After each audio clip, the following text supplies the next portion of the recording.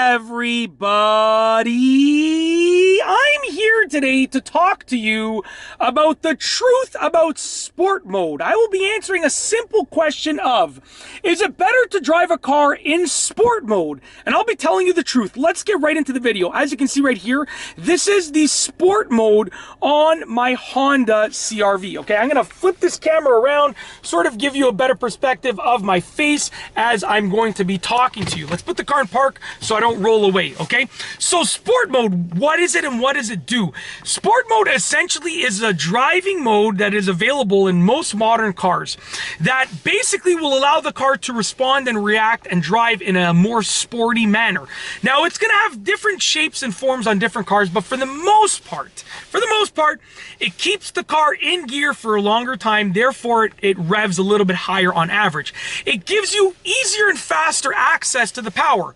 Does sport mode on most cars give you more horsepower? Most of the time, no. It just gives you faster access to the horsepower that your car has. It'll keep it in gear for longer, so you have easier and quicker access to the acceleration on the vehicle, okay? So is it better to drive a car in sport mode? Well, it all depends. Are you willing to waste a bit more gas to have a better sounding car in terms of a sportier sound and a better feeling car in terms of easier acceleration? If you are, then it's worth it. Because when you're driving in sport mode, you're going to waste more gas because your car is likely going to stay in gear for longer and rev higher in general, okay?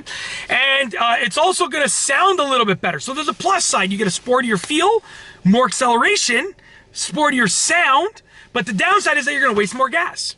If you want to drive with your car still having access pretty much to that same power, but it takes just a fraction of a second longer for the car to drop down a gear to get to that power, to downshift to give you that power, if you're willing to sacrifice that fraction of a second in the loss of power and you get a lot better fuel economy, then no, it's not worth it to drive in sport mode. So it all depends what you want. Now, what do I do with my sport mode? Well, I'll tell you.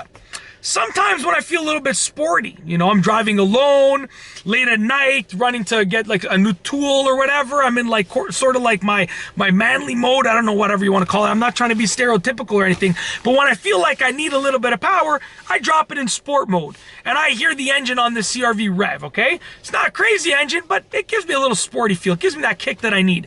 But other than that, every other time, you know, when I'm driving with my wife and my kids, when I'm driving regular day-to-day and I don't want to burn extra gas, I just leave it in drive. So the truth is, it all depends on what you want. Just understand the pluses and minuses, the sacrifices and the gains for driving in sport mode. Once you have that understanding, you can make an educated decision. And that's it. If you like this video, please be sure to give it a thumbs up. Let me know what you think down below as a comment. And of course, be sure to subscribe for more great videos just like this one.